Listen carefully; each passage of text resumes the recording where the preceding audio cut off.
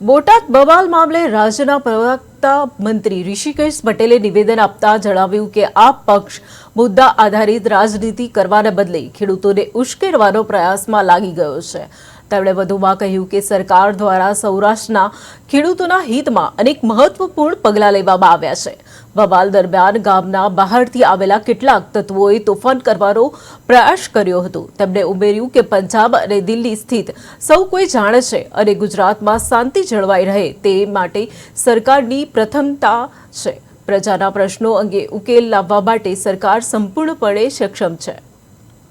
હકીકતમાં આખી તમે ઘટના જોવા જશો, જે કપાસની ખરીદી બોટાદ અને લાઠીદળમાં જે થઈ રહી હતી એમાં ક્યાંક નાના મોટા વિષયો ધ્યાનમાં આવતા તરત જ 10મી તારીખે પણ મિટિંગ થઈ હતી અને તાત્કાલિક મૌખિક ખાતરી આપીને કહેવામાં આવ્યું હતું કે તમામ પ્રકારનો માલ વેપારીઓ દ્વારા ખરીદવામાં આવે એ પ્રકારની સૂચનાઓ પણ આપી દીધી હતી।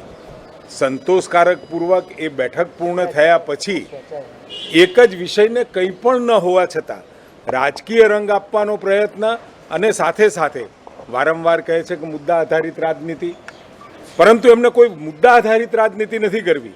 ખેડૂતનો વિષય છે તો ખેડૂત માટે આદરણીય પ્રધાનમંત્રી મોદી સાહેબે જ્યારે અહીંયા મુખ્યમંત્રી હતા ત્યારે સૌરાષ્ટ્ર માટે, કચ્છ માટે, ઉત્તર ગુજરાત માટે 1 મિલિયન એકર ફીટની પાણીની જે વહેંચણી હતી એ પૂરતા પ્રમાણમાં એ પાણી મળે એના માટેની વ્યવસ્થાઓ કરી। સૌની યોજનાઓ દ્વારા તળાવો ભરવા, ચેક ડેમ્સ ભરવા, ઉત્તર ગુજરાત માટે પણ એ પ્રકારની વ્યવસ્થા અને કચ્છ સુધી પાણી પહોંચાડ્યું।